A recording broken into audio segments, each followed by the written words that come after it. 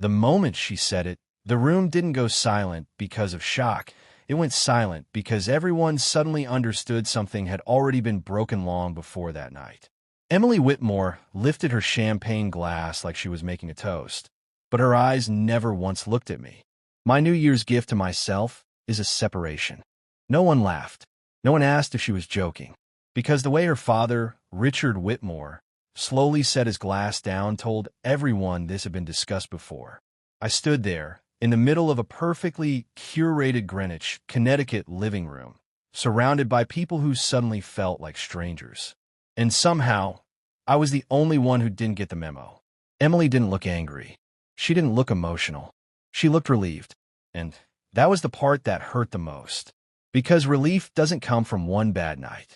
It comes from a long, quiet decision. I felt every eye shift toward me, waiting for a reaction I hadn't prepared for. Because how do you respond when your future gets canceled in front of an audience?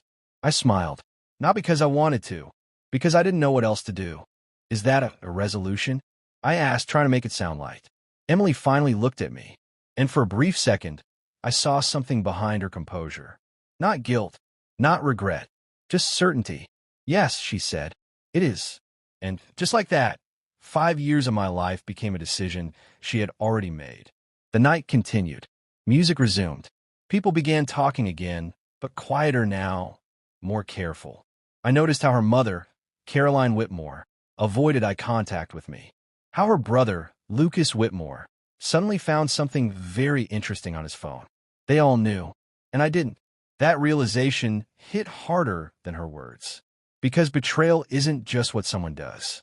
It's what everyone else allows to happen. Emily walked away from me, joining a group near the fireplace like nothing had happened. Like she hadn't just dismantled our engagement in a single sentence. I stood there for another minute, maybe two. Then I put my glass down and walked out of the house without saying goodbye. The cold air outside felt cleaner than anything inside. More honest. I sat in my car, staring at nothing. And for the first time, I asked myself a question I had been avoiding for months. When did I start losing her? Because moments like that don't come out of nowhere.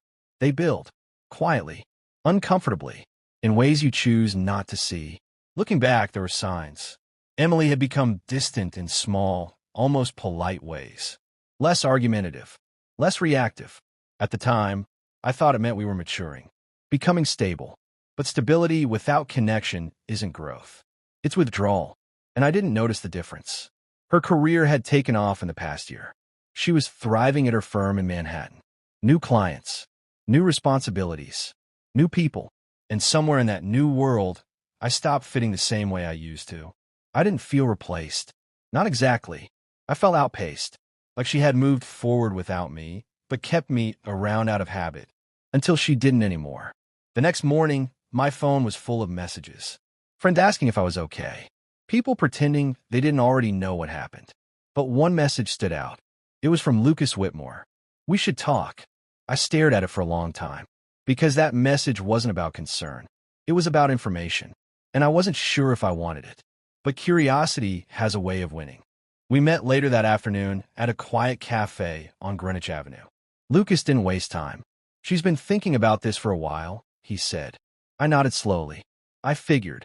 He hesitated, then leaned forward slightly. It's not just about you. That sentence lingered, because it sounded like something meant to soften the blow. But it also felt incomplete. What does that mean? I asked. Lucas exhaled.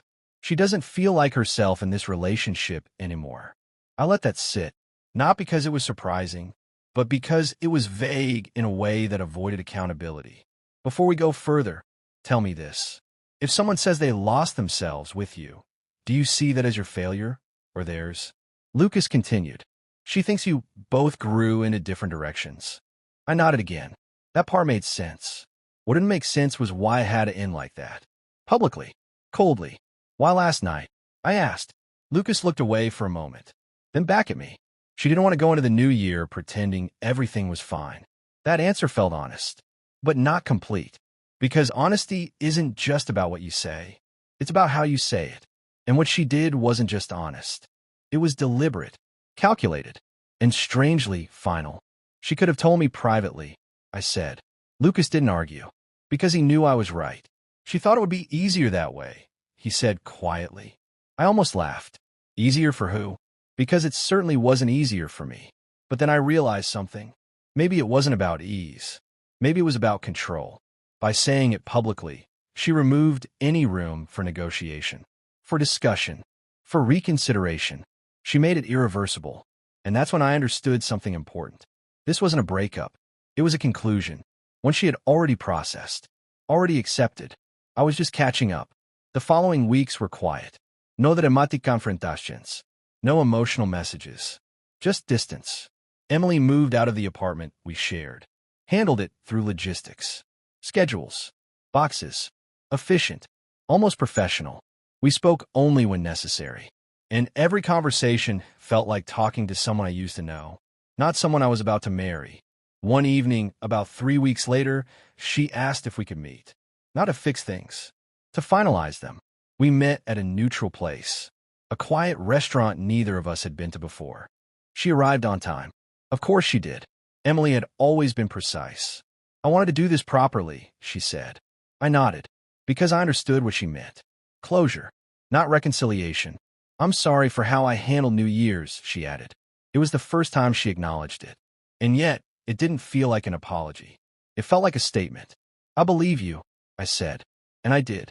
Because regret and responsibility are not always the same thing. She looked at me carefully. You didn't deserve that. Another honest sentence. Another incomplete one. Because knowing something is wrong doesn't change the fact that you chose it. We sat in silence for a moment. Then she said something I didn't expect. I thought staying would be worse. That caught me off guard. Worse for who? I asked. For both of us. And for the first time, I saw doubt. Not about the decision, but about the path she took to get there. That distinction mattered. Because she didn't regret leaving. She regretted how she left. And those are not the same thing. Before we move forward, what would matter more to you? The fact that someone left, or the way they chose to do it? We finalized everything that night. No raised voices. No emotional breakdowns.